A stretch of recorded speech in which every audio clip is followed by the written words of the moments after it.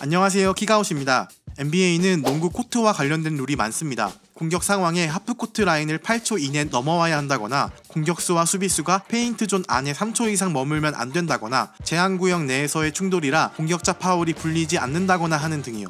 또한 경기 해설을 들을 때도 코트 관련 용어가 정말 많이 나옵니다. 탑에서 스크린을 받아 페인트존 안으로 진입하다가 코너에 있는 선수에게 킥아웃을 한다거나, 엘보우 지역에서 공을 잡으면 돌파, 슛, 패스를 모두 할 수 있어서 위협적이다 등 예로 들 수 있는 상황이 참 많습니다. 즉, 코트 관련 용어를 잘 알면 경기를 더 재미있고 풍부하게 즐길 수 있다는 이야기입니다. 이에 이번 콘텐츠에서는 NBA의 농구 코트 관련 규격과 관련 용어에 대해서 알아보겠습니다. 또한 제 영상이 유익했다면 좋아요와 구독도 부탁드리겠습니다. NBA 코트 전체 규격.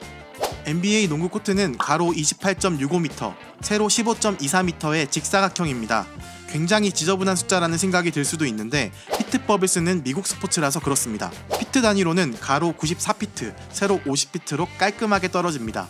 코트를 이루는 테두리 선 중에 가로로 긴 라인을 사이드 라인, 양 코트 끝에 있는 라인을 엔드 라인 혹은 베이스 라인이라고 부릅니다. 이러한 농구 코트 규격은 국제 기준과 미국 기준이 조금 다릅니다. 국제농구연맹인 피바는 가로 28m, 세로 15m의 코트를 사용하고, NCAA, WNBA 등 미국 내 농구 리그는 NBA와 같은 농구 코트 규격을 따릅니다.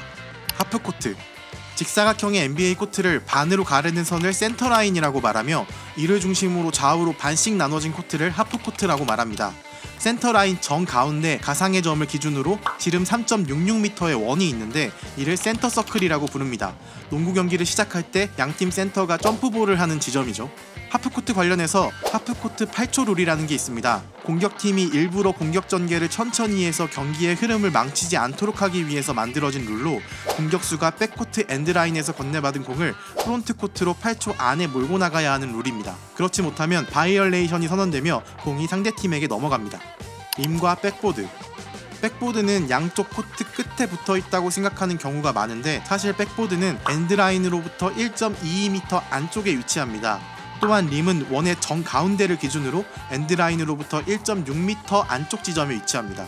이러한 림의 높이는 바닥으로부터 3.05m 지점에 위치하고, 바스켓의 지름은 45.72cm입니다. 참고로 림의 높이를 두고 아무리 키가 큰 선수도 점프를 해야만 림에 공을 넣을 수 있는 마법의 높이인 덕분에 덩크, 레이업, 점프슛 등 다양한 공격 기술이 개발될 수 있었다는 이야기도 있는데요. 사실 이 마법의 높이는 농구 종목을 처음 개발한 제임스 네이스미스 박사가 실내 체육관에서 즐길 수 있는 스포츠를 개발하는 과정에 편의상 10피트 지점에 과일 바구니를 걸어두기로 한 게 지금까지 이어지고 있는 겁니다. 페인트 존.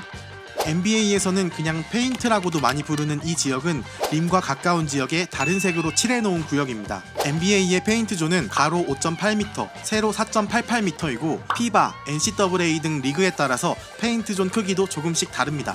페인트 존과 관련된 NBA의 룰도 많습니다. 대표적인 게 공격자 3초 룰과 수비자 3초 룰입니다. 림과 가까운 페인트 지역에 공격수와 수비수가 3초 이상 머물지 못하도록 하는 규정입니다. 이를 통해 NBA는 선수들이 골밑에 모여서 쉬운 득점과 수비만 반복하며 루즈해질 수 있는 경기 흐름을 예방하고, 돌파와 외곽슛 등 다양한 공격 전술을 통해 경기의 볼거리를 더할 수 있었습니다. 참고로 피바에는 수비자 3초 룰이 없습니다. 고베어 같은 수비형 빅맨이 국제 경기에서 더 잘 활약할 수 있다고 말하는 이유는 여기에 있습니다.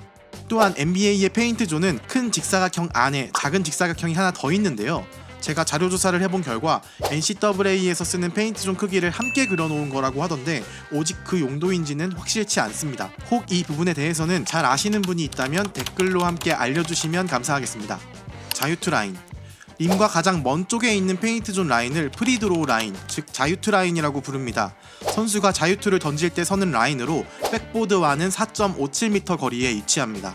이러한 자유투 라인 좌우측에 있는 페인트 존 라인을 잘 보면 짧은 점선 같은 게 보이는데, 이 라인은 자유투를 던질 때 양팀 선수가 리바운드를 잡기 위해 서는 위치를 표시해둔 겁니다. 또한 자유투 라인 부근에도 중앙선 부근에 있는 센터 서클과 같은 원이 있습니다. 센터 서클과 마찬가지로 지름이 3.66m인 이 원을 프리드로우 서클이라고 부릅니다. 자유투를 던지는 선수는 공이 림에 닿을 때까지는 이 서클을 벗어날 수 없습니다. 또한 공을 양팀 선수가 모두 잡고 있는 헤드볼 상황에 점프슛을 통해 볼 소유권을 나누는데, 페인트 존 근처에서 헤드볼 상황이 발생하면 이 서클에서 점프볼을 합니다.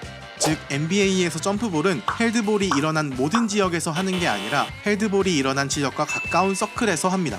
이에 센터 서클과 프리드로우 서클을 합쳐서 리스트레이닝 서클이라고도 부릅니다. 또한 프리드로우 서클과 페인트 존을 합쳐서 짧게 키라고도 부릅니다. 현대농구에서는 페인트 존 너비가 넓어서 그렇게 보이지 않지만 농구 초창기에는 페인트 존 너비가 훨씬 좁아서 둥근 원 부근과 좁은 페인트 존이 마치 열쇠처럼 보여서 키라고 부르던 게 현재까지도 굳어진 겁니다. 3점슛 라인. 현대농구의 핵심이라고도 말할 수 있는 3점슛 라인을 알아보겠습니다. 림으로부터 좌우 6.71m 지점에 베이스라인과 수평으로 4.26m의 선을 그립니다. 두 라인에 림과 정면으로 7.24m 지점에서 시작하는 반원을 이어줍니다. 이것이 NBA의 3점슛 라인입니다. 보면 아시겠지만 NBA 3점슛 라인은 정면과 양쪽 끝의 길이가 서로 다릅니다. 간혹 NBA 경기를 보다 보면 해설진이 슛이 좋지 않은 선수라도 코너 3점슛은 조심해야 한다고 말하거나 아무리 슛이 좋은 빅맨이라도 탑에서 3점은 잘 안 던진다 라고 말하는 걸 들어보신 적이 있을 겁니다. 이게 정면보다 양쪽 끝에 3점슛 라인이 더 짧고 그만큼 슛이 쉽기 때문입니다. 역시나 리그별로 3점슛 라인은 조금씩 다르며 NBA가 가장 거리가 멉니다. 노차지 세미서클. 림 근처를 둘러싼 반원을 두고 노차지 세미서클이라고 부릅니다. 그리고 이 서클 안쪽을 리스트릭트 에어리어 혹은 노차지 에어리어라고 부르는데 이 안에서는 공격수가 저지르는 차지 파울이 면제됩니다. 차지 파울은 수비수가 미리 위치를 사수하고 있을 때 공격수가 와서 수비수와 부딪힐 때 발생하는 공격자 파울입니다. 이에 수비력과 허슬이 좋은 선수들은 상대 선수가 돌파를 할 때 미리 자리를 잡아두고 일부러 충돌을 유도해서 공격수의 차지 파울을 유도하곤 하는데 리스트릭트 에어리어 안에서는 그러한 공격자 파울 유도가 불가능합니다. 이 룰을 통해 공격수들은 더 적극적으로 돌파 공격을 가져갈 수 있습니다. 스로인 라인. 사이드라인 중간 지점에 흰 선이 삐죽 튀어나온 것 같은 구간이 있습니다. 엔드라인으로부터 8.53m 지점에 총 4군데 찍혀 있는데요. 이를 스로인 라인이라고 부릅니다. 스로인 라인은 공이 사이드라인 아웃이 되거나 파울을 저질러서 스로인 상황이 됐을 때 공을 던지는 지점입니다. 모든 스로인은 이 지점에서 진행합니다. 이렇게 NBA 코트가 완성됐습니다. 그럼 완성된 코트를 활용해서 각 지역에 대한 용어를 좀 더 알아봅니다. 탑. 림을 정면으로 바라보는 이 지점을 탑이라고 부릅니다. 픽앤롤, 핸즈오프 등 많은 공격 전술이 이 탑 지점에서 시작되는 경우가 많습니다. 코너. 하프코트 양쪽 끝 3점슛 거리가 가장 짧은 구간을 코너라고 부릅니다. 이 지역에 있는 선수는 언제든 3점슛을 던질 준비가 되어 있어야 합니다. 숏코너. 코너보다 림과 가까운 안쪽 지역을 숏코너라고 부릅니다. 공을 쥔 선수가 탑에서 돌파를 할 때 골대를 지키는 빅맨이 등을 보이면서 숏코너가 비는 경우가 있는데 보스턴 셀틱스가 이번 플레이오프에서 이 숏코너에 선수를 박아두고 받아먹는 득점을 많이 만들었습니다. 윙. 3점슛 라인의 반원과 코너의 직선 라인이 만나는 지점을 윙이라고 부릅니다.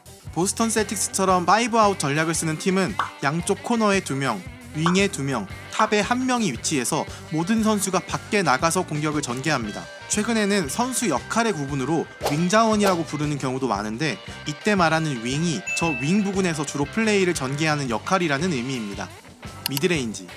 미드레인지는 페인트 존과 3점슛 라인 사이의 중간 지역을 말합니다. 3점슛 빈도가 늘어난 현대농구에서는 미드레인지에서 슛을 던지는 비율이 많이 줄었지만 탑레벨의 스코어러를 가르는 기준으로 미드레인지 점퍼가 가능한지를 따지곤 합니다. 3점슛은 림과의 거리는 멀지만 슛을 던지게 되는 위치에는 큰 변화가 없는데 미드레인지는 페인트 존과 가까운 지역부터 3점슛 라인과 가까운 롱투 지점까지를 모두 포함하기 때문에 슛을 던지게 되는 위치가 매번 굉장히 다릅니다. 이에 미드레인지 점퍼를 무기로 삼으려면 이렇게 넓은 지역에서 언제든 슛을 던질 수 있는 스킬이 필요하기 때문에 어쩌면 3점슛보다도 난이도가 높은 공격 지점이라고도 말할 수 있습니다.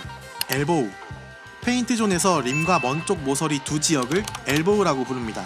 팔꿈치처럼 꺾이는 지점을 말하는 거죠. 빅맨이 포스트업을 시작할 수 있는 위치이자 슛, 패스, 돌파가 모두 되는 3레벨 선수들이 공격을 전개하기 좋은 위치입니다. 로우 포스트.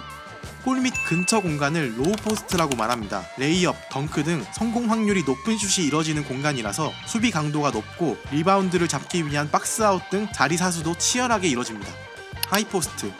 자유투 라인 부근 근처 엘보우 지역을 포함한 공간을 하이포스트라고 말합니다. 이 공간은 미드레인지 슛을 던질 수도 있지만 공을 들고 돌파를 하거나 외곽으로 공을 뿌려줄 수도 있습니다. 다재다능한 선수가 하이포스트를 활용한 공격을 즐깁니다. 오늘은 NBA 코트 규격과 관련 용어에 대해서 알아봤습니다. 제 유튜브 채널에서는 NBA의 셀러리 캡 제도나 트레이드 규정 등 NBA를 더욱 재미있게 즐기기 위한 다양한 정보를 다루고 있습니다. 유튜브를 처음 시작할 때는 올해 안에 구독자 1000명을 목표로 했는데 많은 분들께서 좋아해주신 덕분에 유튜브 개설 한 달 만에 1000명 가까운 구독자분들과 만날 수 있었습니다. 앞으로도 NBA에 대한 좋은 콘텐츠로 찾아뵙겠습니다. 지금까지 보스턴 셀틱스를 중심으로 NBA 현지 소식을 전하는 키가웃이었습니다. 고맙습니다.